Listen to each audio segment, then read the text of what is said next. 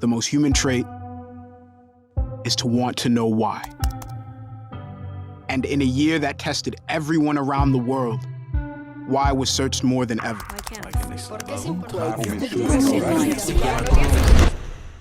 The spread of the coronavirus has passed a significant milestone. And while we didn't find all the answers, we kept asking. Some questions inspired joy, others excitement. Life in the bubble. Woo!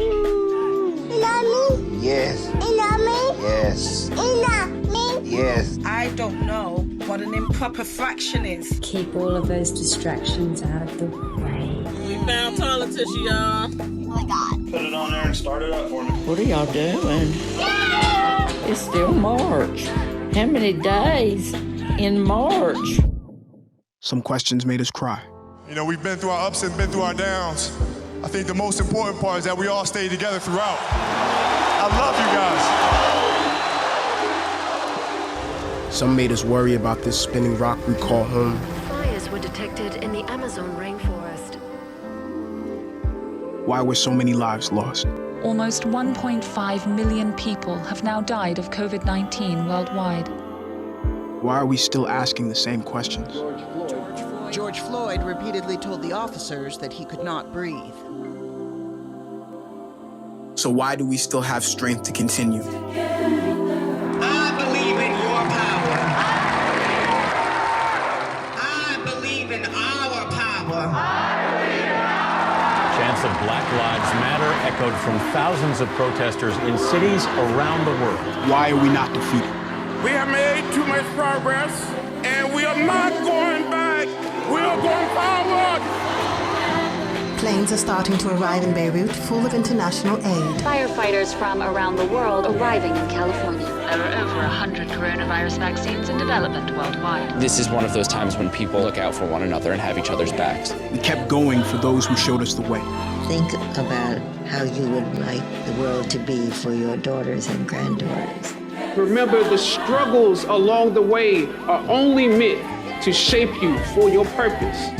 Press on with pride and press on with purpose. Why is it that this year showed its worst and we still found ways to triumph?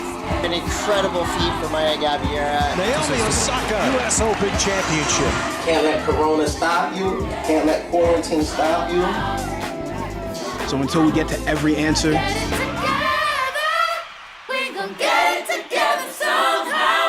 we're still searching.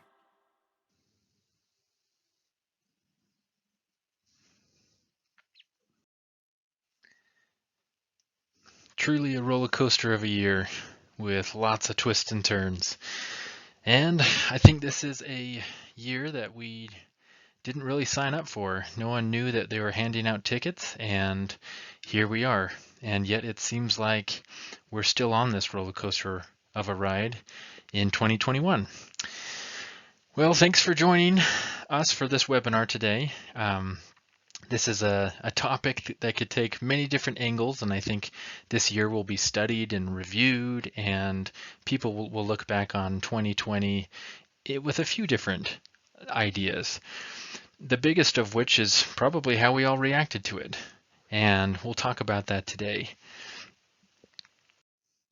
Now, there's definitely been some things we've learned, for sure, in 2020 over the last almost 12 months. As we've experienced so many different changes. The obvious are how to set up a home office, how to cut your own hair perhaps, how to grow a beard, how to homeschool your children, how to multitask, how to master the Zoom call, and the true value of toilet paper. Some deeper lessons I think we all learned were you can't always get what you want, and how to make lemonade from lemons, because we truly have been served quite a few lemons this year. How to get things done at home and shop. Finding out what truly matters with our family and friends. The joy of baking. Taking exercise breaks. Reacquainting ourselves with our health. And of course, hand washing, sanitizing, social distancing, and wearing masks. Being prepared, whether that be in our stockpiles or fiscally and financially. And then, of course, how close the fridge is and how far away our friends are. Our response to 2020 has ranged across the emotional spectrum for sure. Some emotions come and go quickly, while others seem to stick around for quite some time. This is what we'll spend the majority of our time on today, is how we've responded emotionally. This has truly taken a toll on us all, whether it's the fatigue we feel from the lack of change, or the panic and anxiety we have from the quick changes, or the depression and loss and loneliness that we feel from the social changes we've experienced. One theory that explains this and what's going on in our body and our minds is the polyvagal theory, which was developed by Stephen Porges. Now, the polyvagal theory describes, that word poly means many and vagal means wandering. So it describes this wandering vagus nerve which runs throughout our body and most of our organs and is responsible for our fight, flight, and freeze reaction in our body. Now, it makes sense if you think about it. We've had so many things happen to us this year that our bodies have responded. And I think this does a good job in illustrating just how that's happened. So I'll let Stephen Porges explain this better. Our nervous system is functionally a triangle upside down, okay, with a point. This is the brainstem. I'm talking about the circuits that are being regulated in the brainstem that regulate our underlying state, percolate information up to the brainstem, and the brainstem literally is transmitting that information to higher brain structures, enabling access to different brain areas. So that when we're in safe states, we can access higher cortical functions, but when we're in dangerous states, those systems turn off and we're defensive. If we think of this triangle, and each time we get higher and higher, we have greater diversity of expression and outcome. So I'm talking about basically 3 states that provide a neural platform for great diversity of expression. If you are in a constant dangerous environment, your nervous system is going to find it difficult to detect safety. So if it can't detect safety, it's going to be in the state of more fight, flight, a low threshold to react. And when you're in that state, you're going to misread other people's cues. So you're more likely to see neutral faces as being aggressive. You're more likely to see fearful faces as if they were angry. So you can really confound difficult relationships. So you won't be able to use people to self-regulate. They'll become threatening and reactive. So if you have a history in which there is no experiences of using people to regulate in a very pro-social positive way, people will then become threatening or damaging to you. And what I always want to emphasize is that the social interactional behavior is a neural exercise. It's a neural exercise of using newer mammalian structures, in a sense evolutionary newer structures, to inhibit very primitive defensive systems. So if we feel that we're in safe environments, we'll use our face, we'll use the intonation of our voice, and we'll negotiate a relationship or maintain safety by doing that. And this is what friends do, this is what lovers do, this is what supposedly teachers are supposed to do and therapists, right? If we're a little bit in a more dangerous situation, like a novel environment, we don't know anything about it, we'll go into another physiological state that will support fight or flight mobilization behaviors. And if we can fight or flee, get away from something, then we've actually negotiated that danger.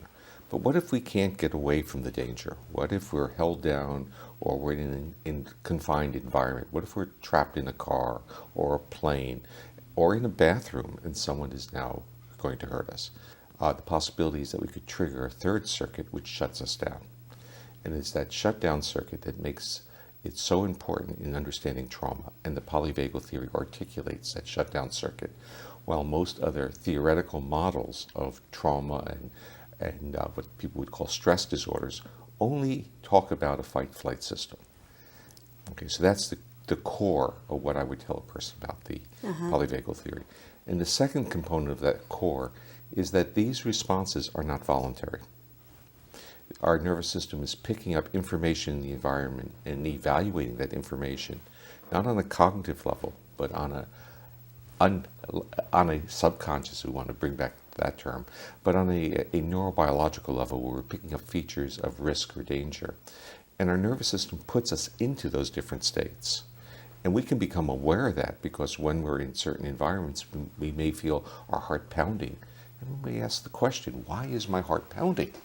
And then you'll say, well, something in the environment must have triggered it. But often we don't know the cues that trigger these things.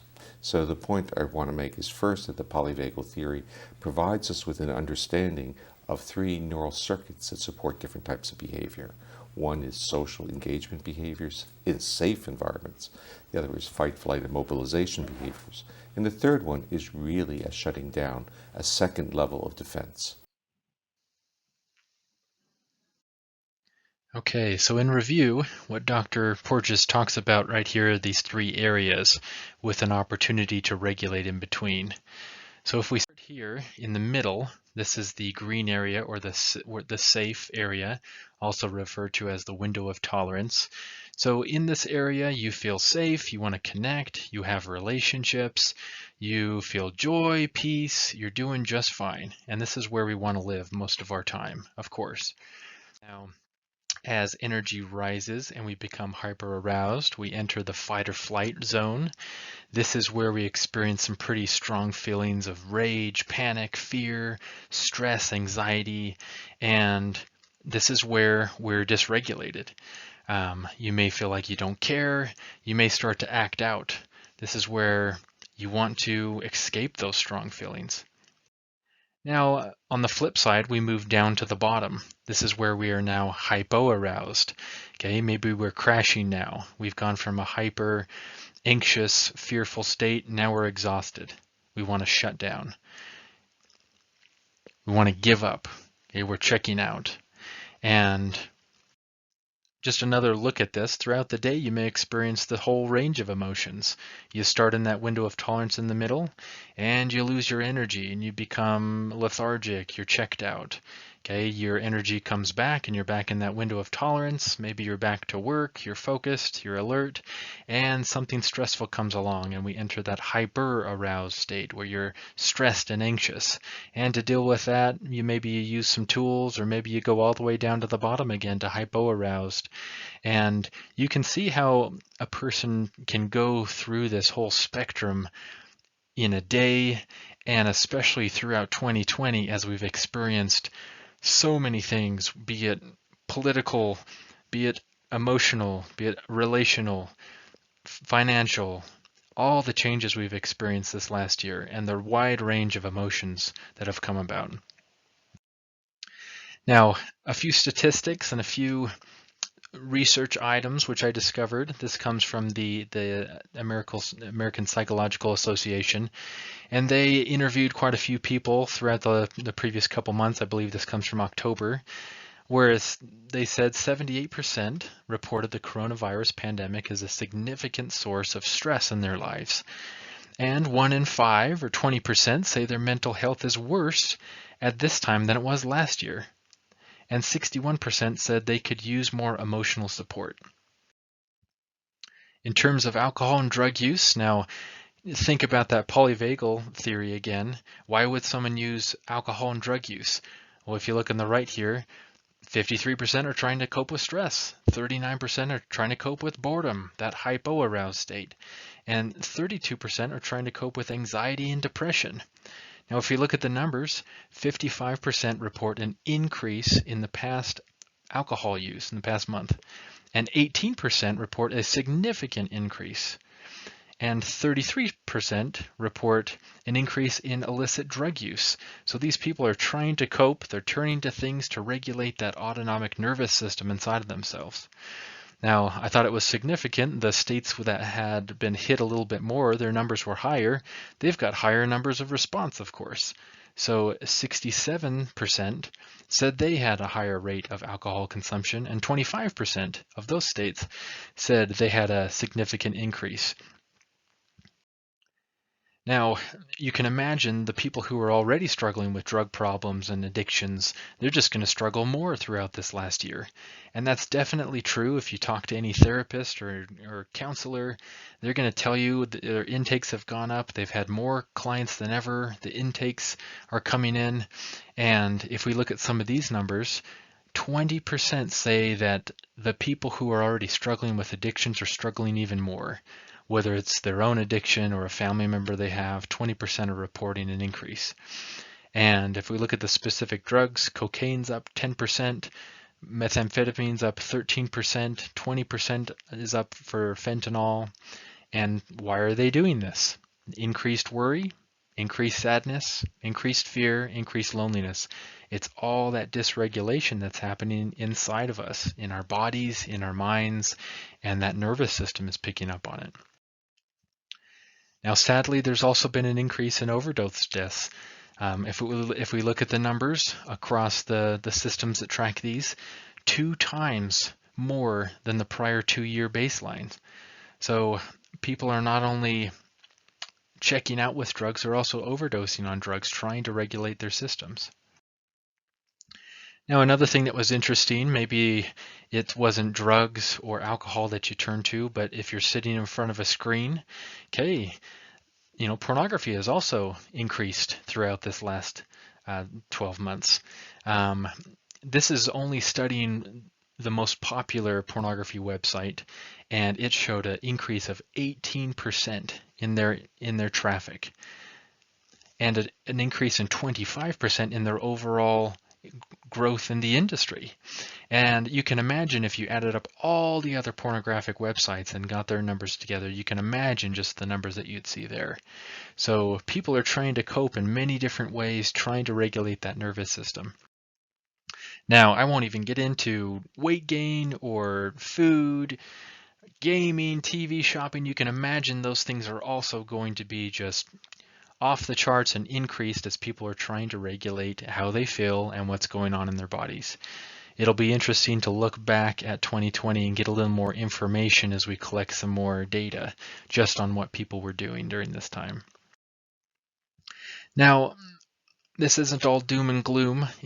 We've definitely had an emotional response to this year, but I think a lot of great things have come from it. It really was a time to pause and look at your life and hit the reset button. It was also a time to really examine your habits and how you live your life as work gets put on hold, as family and relationships get put on hold, as the distractions of the world get put on hold, and we have to be home and quarantine. Now, I think it's given a lot of people a chance to really examine what they do hour by hour and day by day as commutes change and interactions change. It really gives people an opportunity to recreate their days and their weeks into something that's more efficient, or realize that things were working pretty good and they just need to tighten the screws. I think a lot of people would agree that there's plenty of room for improvement when it comes time to look at your routine. Now, as I mentioned, so much emotion has gone on, and there's so many things to react to.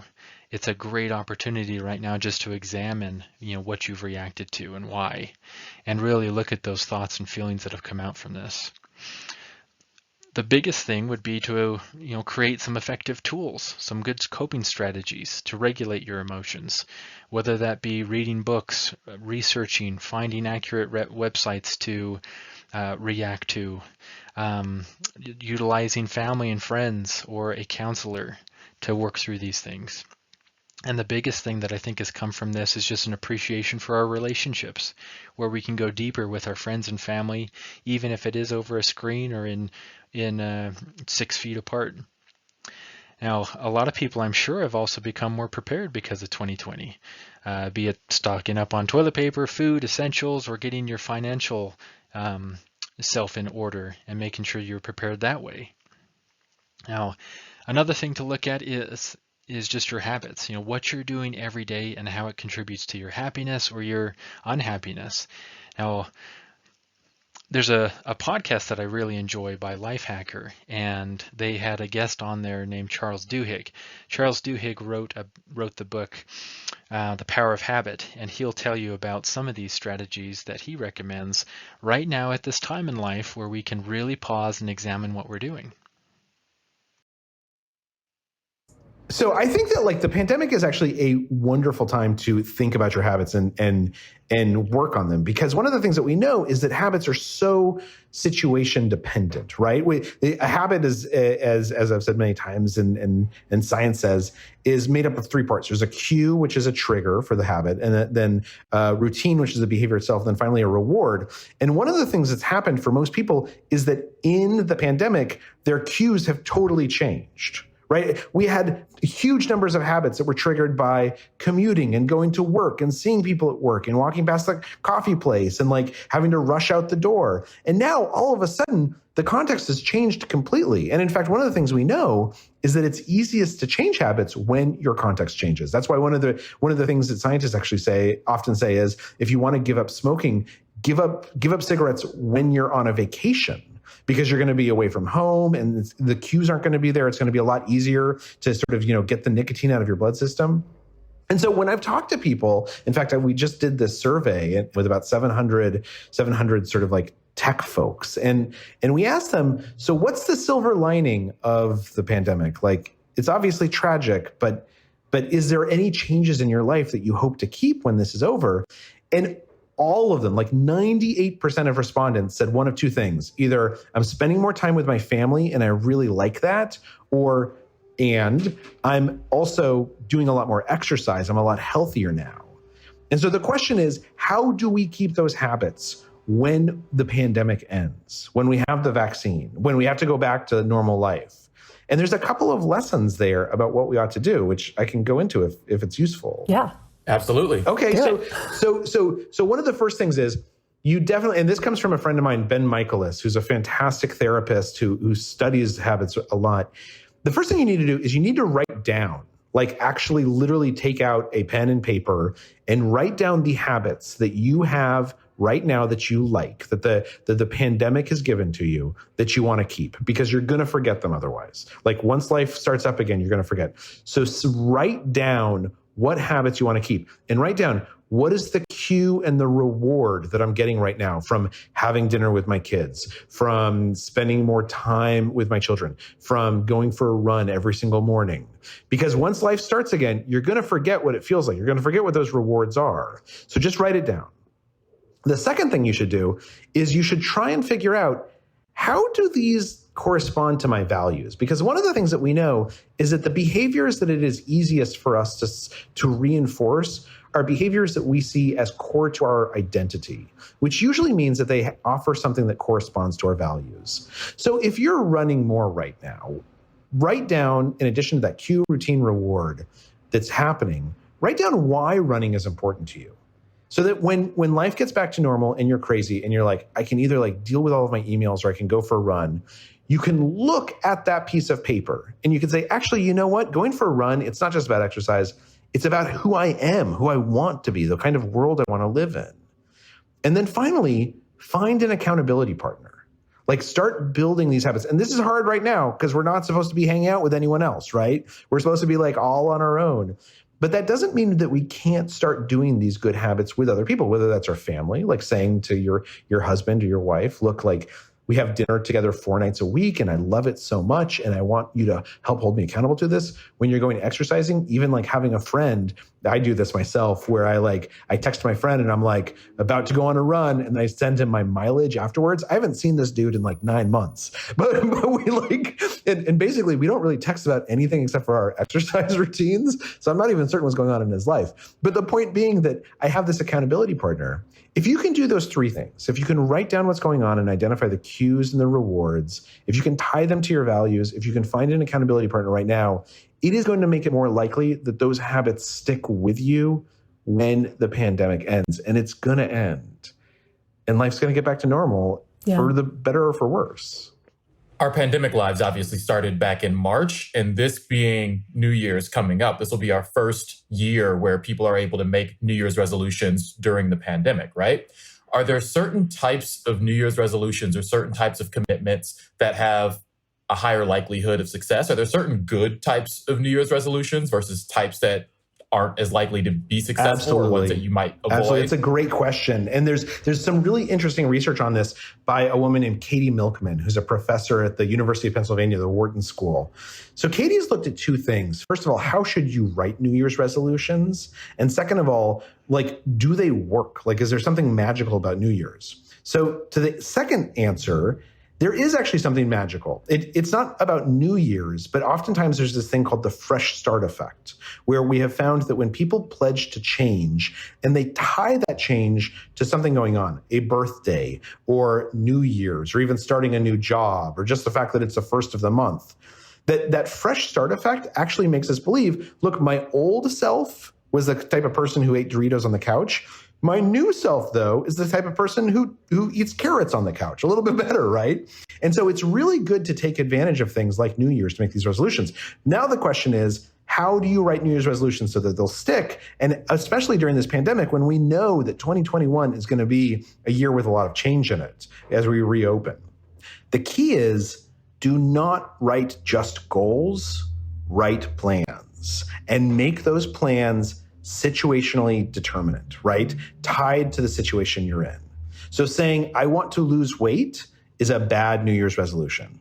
Saying, I'm going to try and lose 10 pounds by August, and the way that I'm going to do that is I'm going to exercise twice a week, and I'm going to stop eating cookies. That's a much better New Year's resolution because that's a plan. Now, the thing is that when you know that your environment's going to change, you need to gear those plans to a changing environment. So it might very well be that you say, look, I want to be more productive. Like, my New Year's resolution is the plan that I'm going to spend 5 hours a week working with this charity that I really, really love that I keep on ignoring. But you also know that you can't do that until the pandemic's over, right? January, February, March, who knows how long, you're not going to be able to work with the charity. So what you do is you tie that goal, that plan, to a certain event in time. After I get the vaccine, I will start spending 5 hours per week with this charity that I love. Within psychology, these are known as implementation intentions. It's kind of like an if-then statement. If I get the vaccine, then I will do X. And the reason why implementation intentions are so powerful is because it helps us make the decision when the decision is easy. There's kind of two things to changing your behavior. First is deciding to change your behavior. Second is actually following through on it. And if you try and lump those together, it gets really hard because making decisions is really tiring. And oftentimes when we make a decision, we're so tired from doing so that it's hard to have the momentum to actually do the activity. So if you can detangle them, if you can say, okay, I'm going to make the decision today on January 1st about what I'm going to do in March, and I'm going to tie it to a specific thing. When I get the vaccine, I'm going to start spending time with that charity. Then that's going to make it more likely, if you have a specific plan and you've tied it to something in your environment, you've made the decision ahead of time, that's going to make it more likely that you actually do it.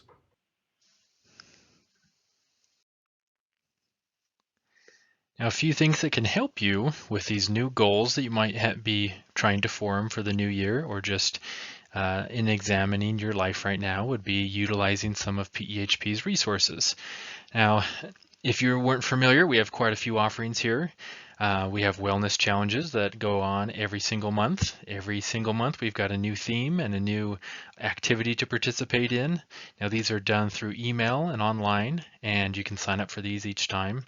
Right now we've got a mental health university going on, and this is the second round of that. We also have a exercise participation